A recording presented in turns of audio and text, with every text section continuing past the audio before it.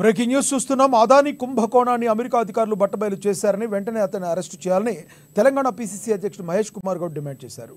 శుక్రవారం గాంధీభవన్లో ఏర్పాటు చేసిన మీడియా సమావేశంలో ఆయన మాట్లాడారు. అదానీపై వచ్చిన అవినీతి ఆరోపణలపై విచారణ జరిపేందుకు తక్షణమే జాయింట్ పార్లమెంటు కమిటీ ఏర్పాటు చేయాలని కోరారు ఆయన.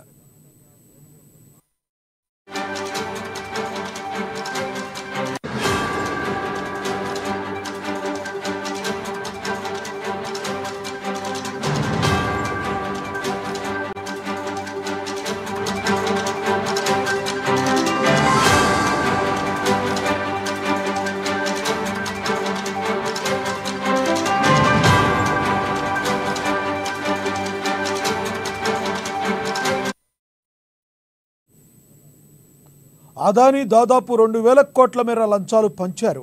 ఆయన అవినీతిపై రాహుల్ గాంధీ ఎన్నిసార్లు చెప్పినా ఎవరూ స్పందించలేదు. అర్హత లేకపోయినా అదానీకి వేల కోట్ల రూపాయలు రుణాలు ఇచ్చారు. ప్రధాని మోడీ అండతోనే అనేక విమానాశ్రయ కాంట్రాక్టులు చేజిక్కించుకుని అవినీతి సామ్రాజ్యం స్థాపించారు. 2014 తర్వాత అదానీ సంపద ఎలా పెరిగిందో చూశాం. 100 కోట్ల అవినీతి జరిగిందని చెప్పి సీఎంను జైల్లో వేశారు. వేల కోట్ల అవినీతికి పాల్పడిన అదానీపై చర్యలేవి అని మహేష్ కుమార్ గౌడ్ ప్రశ్నించారు.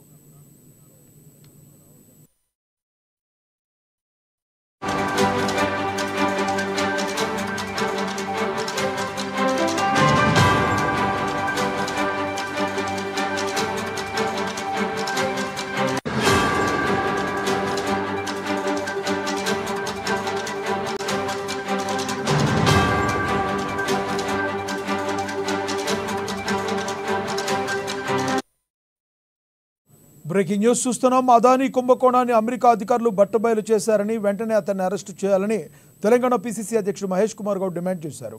శుక్రవారం గాంధీభవన్లో ఏర్పాటు చేసిన మీడియా సమావేశంలో ఆయన మాట్లాడారు. అదానీపై వచ్చిన అవినీతి ఆరోపణలపై విచారణ జరిపేందుకు తక్షణమే జాయింట్ పార్లమెంటరీ కమిటీ ఏర్పాటు చేయాలని ఆయన కోరారు. అదానీ దాదాపుగా వేల కోట్ల రూపాయల మేర లంచాలు పంచారు. ఆయన అవినీతిపై రాహుల్ గాంధీ ఎన్నిసార్లు చెప్పినా ఎవరూ స్పందించలేదు.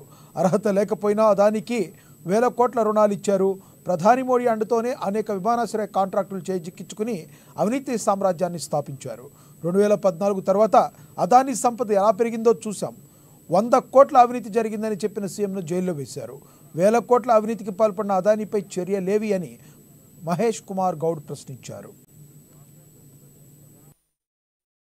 ఈ అంబానీకి చాలా సందర్భాల్లో వెసులుబాటు కలుగజేస్తా ఉన్నారు. తద్వారా వారు ఊహించని విధంగా అనుయంగా వారి సంపద పెరిగిపోతా ఉంది అనే మాట చెప్తూ గతంలో మన దేశంలో ఉన్నటువంటి సెబీ చైర్మన్ మాధవి బుచ్ గారి యొక్క పక్షపాత వైఖరి వల్ల ఏమీ చేయలేకపోతా ఉన్నారు. దానికోసం జాయింట్ పార్లమెంటరీ కమిటీ ద్వారా దీని మీద ఎంక్వైరీ చేయించాలి, వాస్తవాలు బయటకు తీసుకురావాలి, అదాన్ని అరెస్ట్ చేయాలంటే మాట చాలా సందర్భాలు చెప్పారు. మోడీ ఇవన్నీ కూడా పిడిచోని పెట్టినాడు. కారణం ఏంటంటే ఒకసారి జేపీసీ కాన్స్టిట్యూట్ చేయబడి నిష్పక్షపాతంగా ఎంక్వైరీ జరిగితే మోడీ గారు ప్రధానమంత్రిగా పదవి బాధ్యతలు తప్పుకోవాల్సిన పరిస్థితి వస్తుంది. దీంట్లో బాహటంగా మోడీ యొక్క పాత్ర వల్లే అదానీ దురాఘాతకాలకు పారిపోతున్నారని వాస్తవం. నిన్న సెబీకి సమాన సంపత్తి కలిగినటువంటి సంస్థలాగానే అమెరికాలో సెక్యూరిటీ ఎక్స్చేంజ్ కమిషన్ బాహటంగా అదానీ యొక్క కుంభకాన్ని బయటపెట్టడం జరిగింది. అందులోనూ మన దేశంలో 4 రాష్ట్రాల్లో ఆంధ్రప్రదేశ్, తమిళనాడు తదితర రాష్ట్రాల్లో దాదాపు 2,000 కోట్ల ముడుపులు ప్రభుత్వంలో ఉన్నటువంటి పెద్దలకి అధికారులకి ముట్ట చెప్పినారు. తద్వారా 16,000 పైగా లబ్ధి పొందినారన్న మాట ఇవాళ సెక్యూరిటీ ఎక్స్చేంజ్ కమిషన్ చెప్తా ఉంది. చాలా సార్లు రాహుల్ గాంధీ గారు ఎన్ని మార్లు గొగ్గోలు పెట్టుకున్నా మాధవి బుచ్ గాని ప్రధానమంత్రి గాని ఎక్కడ స్పందించలేదు.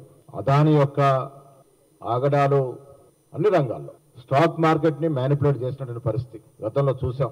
ఫండ్స్ ని ఏ రకంగా స్టాక్ ఎక్స్చేంజ్ లో వారి ఓవర్ ప్రైజింగ్ చేసుకొని వారి షేర్ మార్కెట్ ని పెంచుకొని దాని ఆధారంగా రుణాలు పొంది ఏ విధంగా కోల్ ని ఓవర్ ప్రైజ్ చేసినారు, ఏ విధంగా షేర్స్ ని ఓవర్ ప్రైజ్ చేసుకొని చూపించినారు, తద్వారా అవసరానికి మించి అర్హత లేకుండా రుణాలు పొందినారో గతంలో కూడా రాహుల్ గాంధీ గారు చెప్పడం జరిగింది. ఇండోనేషియా నుంచి కోలు రూపాయి కొంటే ఇండియాకి చేరేసరికి ₹2 అయ్యి తద్వారా అది సామాన్య భారం పడదు. కోల్ ఓవర్ ప్రైసింగ్ చేసుకుని మీరు ప్రొడ్యూస్ చేసే కోల్ ద్వారా ప్రొడ్యూస్ చేసే ఎలక్ట్రిసిటీ ప్రజలకు ఇస్తే 2 రేటుతో కొనాల్సిన పరిస్థితి. అది గుజరాత్ లో ఎఫెక్ట్ అయినటువంటి